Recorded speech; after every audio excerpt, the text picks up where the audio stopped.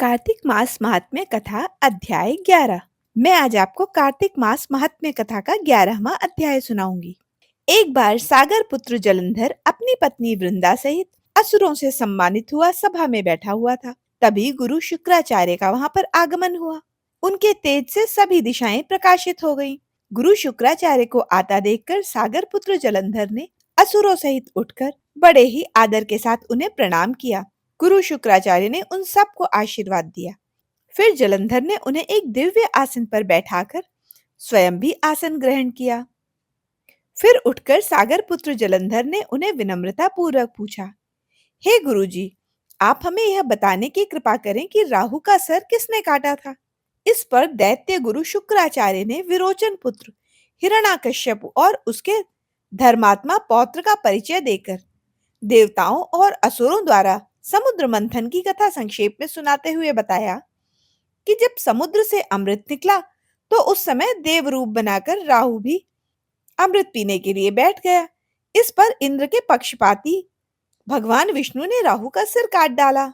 अपने गुरु के मुंह से इस प्रकार के वचन सुनकर जलंधर के क्रोध की सीमा न रही। उसके नेत्र लाल हो गए। उसने अपने भस्मर नामक दूत को बुलाया और उसे शुक्राचार्य द्वारा सुनाया हुआ संपूर्ण वृत्तांत सुनाया। तत्पश्चात उसने भस्मर को आज्ञा दी कि तुम शीघ्र ही इंद्रपुरी में जाकर इंद्र को मेरी शरण में ले आओ। भस्मर जलंधर का बहुत ही आज्ञाकारी और निपुण दूत था।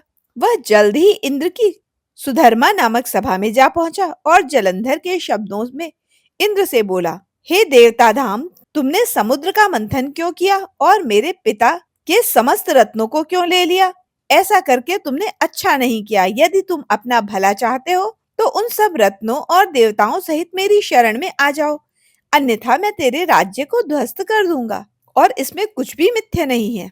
इंद्र बहुत विस्मित हुआ और कहने लगा, मेरे भय से सागर ने सब पर्वतों को अपनी कुक्षी में क्यों स्थान दिया और मेरे शत्रु दैत्यों की रक्षा क्यों की? इसी कारण मैंने उसके सब रत्नों का हरण किया। मेरे द्रोही सुखी नहीं रह सकते, इसमें संदेह नहीं है। इंद्र की ऐसी बात सुनकर वह दूत शीघ्र ही जलंधर के पास वापस आया और सब बातें कह सुनाई। उसे सुनते ही दैत्य क्रोध के मारे अपने होंठ फड़फड़ाने लगा और देवताओं पर विजय प्राप्त करने का उद्योग आरंभ कर दिया। फिर तो सब दिशाओं पाताल से करोड़ों करोड़ दैत्य उसके पास आने लगे। शुंभ निशुंभ आदि करोड़ों सेनापतियों के साथ जलंधर युद्ध करने लगा। शीघ्र ही इंद्र के नंदनवन में उसने अपनी सेना उतार दी। वीरों की शंख ध्वनि और गर्जना से इंद्रपुरी गूंज उठी। अमरावती छोड़कर देवता उससे युद्ध करने चले गए। भयानक मारकाट हुई। असुरों के गुरु शुक्राचार्य अपनी मृत संजीवनी विद्या से और देवगुरु बृहस्पति अपने द्रोणगिरि से औषधि लाकर जिलाते रहे। इस पर जलंधर ने क्रुद्ध होकर कहा, मेरे हाथ से मरे हुए देवता कैसे जी जाते हैं? जिलाने वाली विद्या आपके पास है? इस पर शुक्राचार्य ने देव गुरु द्वारा द्रोणांचल से औषधि लाकर देवताओं को जिलाने की बात कह दी। यह सुनकर जलंधर और भी कुपित हो गया। फिर शुक्राचार्य ने कहा, यदि शक्ति है तो द्रोणगिरि को उखाड़कर समुद्र में फेंक दो, मेरे कथन की सत्यता प्रमाणित हो जाएगी। इस पर जलंधर कुपित होकर जल्द ही द्रोणगिरि पर्वत के पास पहुंचा और अपनी भुजाओं से पकड़कर द्रोणगिरि पर्वत को उखाड़कर समुद्र में फेंक दिया। यह तो भगवान शंकर का तेज था, इसमें जलंधर की कोई विशेषता न थी। तत्पश्चात वह सागर पुत्र युद्ध भूमि में आकर बड़ी तीव्र गति से देवताओं का संहार करने लगा। द्रोणाचार्य जी जब औषधि लेने गए तो द्रोणाचल को उखड़ा और शून्य पाया। वह भयभीत होकर देवताओं के पास आए और कहा, युद्ध बंद कर दो, जलंधर को अब नहीं जीत सकते। पहले इंद्र ने शिव जी का अपमान किया था। यह सुनकर देवता युद्ध में जय की आशा त्याग कर इधर उधर भागने लगे। सिंधुसुत निर्भय होकर अमरावती में घुस गया। इंद्र आदि सब देवताओं ने गुफाओं में शरण ली।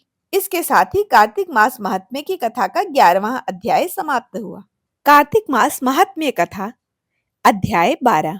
नारद जी ने कहा, तब इंद्रादिक देवता वहां से भय कंपित होकर भागते भागते बैकुंठ में भगवान विष्णु के पास पहुंचे। देवताओं ने अपनी रक्षा के लिए उनकी स्तुति की। देवताओं की उस दीन वाणी को सुनकर करुणा सागर भगवान विष्णु ने उनसे कहा, हे देवताओं, तुम भय को त्याग दो, मैं युद्ध में शीघ्र जलंधर को देखूंगा। ऐसा कहते ही भगवान गरुड़ पर जा बैठे।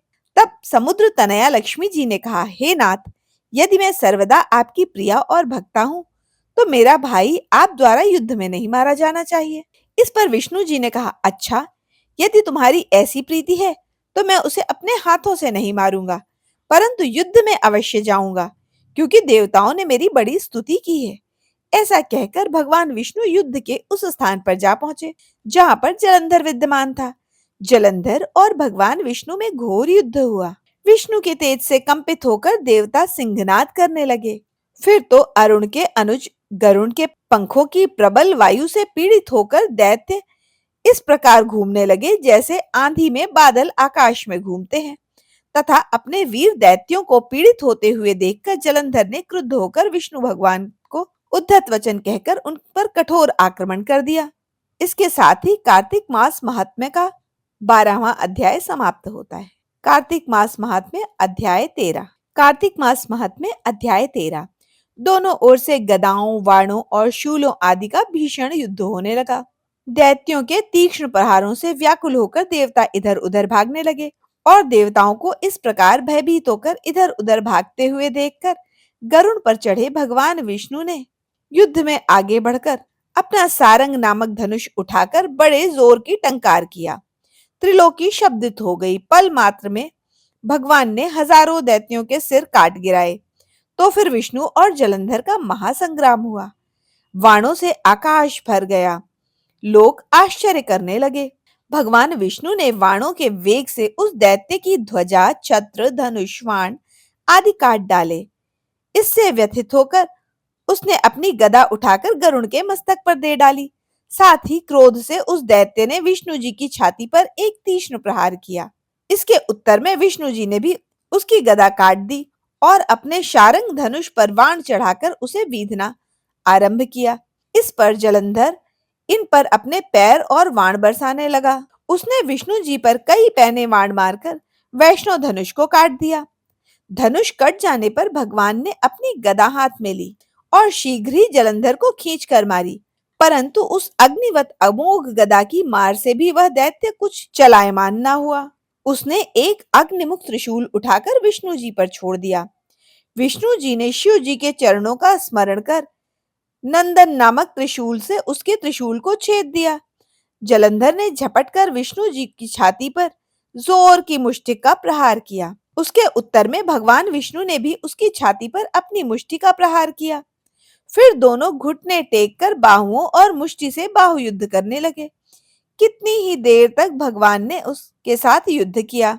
बहुत देर तक युद्ध करते रहने के बाद सर्वश्रेष्ठ मायावी भगवान उस दैत्य राज से मेघवाणी में बोले, रे रण दुर्मद दैत्य श्रेष्ठ, तू धन्य है जो इस महायुद्ध में इन बड़े बड़े आयुधों से भी भयभीत ना हुआ। तेरे इस युद्ध से मैं प्रसन्न हूँ। तू जो चाहे मांग ले। मायावी विष्णु की ऐसी वाणी सुनकर जलंधर ने कहा, हे भावुक, यदि आप मुझ पर प्रसन्न हैं तो ऐसा वर दीजिए कि आप मेरी बहन तथा अपने सारे कुटुंबियों सहित मेरे घर में निवास करें। नारद जी बोले। उसके ऐसे वचन सुनकर विष्णु जी को खेद हुआ, किंतु उसी क्षण देवेश ने तथास्तु कह दिया। अब विष्णु जी सब देवताओं के साथ जलंधरपुर में जाकर निवास करने लगे। जलंधर अपनी बहन लक्ष्मी और देवताओं सहित विष्णु को वहां पाकर बड़ा प्रसन्न हुआ। फिर तो देवताओं के पास जाकर जो भी रत्नादि थे उन सब को लेकर जलंधर पृथ्वी पर आया।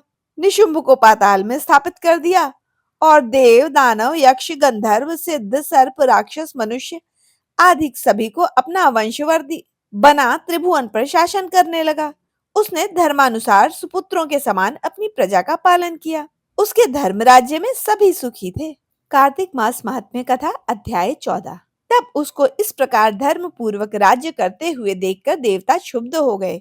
उन्होंने देवाधिदेव शंकर का मन में स्मरण करना आरंभ कर दिया। तब भक्तों की कामना पूर्ण करने वाले शंकर जी ने नारद को बुलाकर देव कार्य की इच्छा से उनको वहां भेजा। शंभु भक्त नारद जी शिव जी की आज्ञा से देवपुरी गए। इंद्रादि सभी देवता व्याकुल होकर शीघ्रता से उठकर नारद को उत्कंठा भरी दृष्टि से देखने लगे। अपने सब दुखों को कहकर उन्हें नष्ट करने की प्रार्थना की। तो नारद जी ने कहा, मैं सब कुछ जानता हूँ, इसलिए अब मैं दैत्यराज जलंधर के पास जा रहा हूँ। ऐसा कहकर नारद जी देवताओं को आश्वासित कर जलंधर की सभा में गए।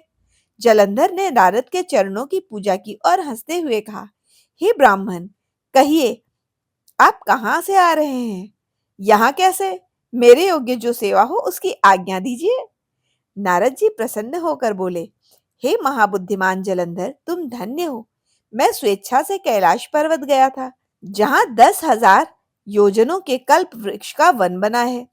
वहां मैंने सैकड़ों कामधेनुओं को विचरते हुए देखा तथा यह भी देखा कि वह चिंतामणि से प्रकाशित परम दिव्य, अद्भुत और सब प्रकार से सुवर्णमय है। मैंने वहां पार्वती के साथ स्थित शंकर जी को देखा, जो सर्वदा सुंदर, गौरवर्ण, त्रिनेत्र, मस्तक पर चंद्रमा धारण किए हुए हैं। उन्हें देखकर मुझे बड़ा आश्चर्य हुआ कि इनके समान समृद्धिशाली त्रिलोकी में शायद कोई है या नहीं। हे दैत्यराज, उसी समय मुझे तुम्हारी समृद्धि का स्मरण हो आया और उसे देखने की इच्छा से मैं तुम्हारे पास चला आया। यह सुनकर जलंधर को बड़ा हर्ष हुआ। उसने नारद जी को अपनी सारी समृद्धि दिखला दी। उसे देखकर नारद ने जलंधर की बड़ी प्रशंसा की और कहा, निश्चय ही तुम त्रिलोकीपति होने योग्य हो। ब्रह्मा जी का हंसयुक्त विमान तुम ले आए हो। मृत्युलोक, पाताल और पृथ्वी पर जितने भी रत्न हैं, वह सब तुम्हारे पास हैं। ऐरावत, उच्चय श्रवा घोड़ा, कल्प वृक्ष, कुबेर की निधि भी तुम्हारे पास है। मणियों और रत्नों का ढेर भी तुम्हारे पास है। इससे मैं बड़ा प्रसन्न हूँ।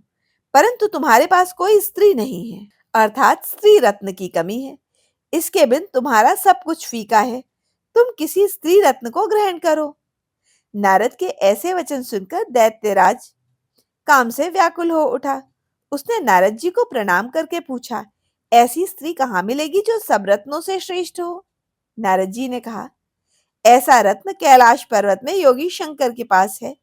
उनकी सर्वांग सुंदरी पत्नी देवी पार्वती बड़ी ही मनोहर है। उनके समान सुंदरी मैंने इस विश्व में किसी को नहीं देखा। उनके उस रत्न की उपमा तीनों लोकों से नहीं की जा सकती है। देवर्षि उस दैत्य को ऐसा कहकर देव कार्य करने की इच्छा से आकाश मार्ग में चले गए। इसके साथ ही कार्तिक मास महात्म्य कथा का अध्याय 14 समाप्त हुआ।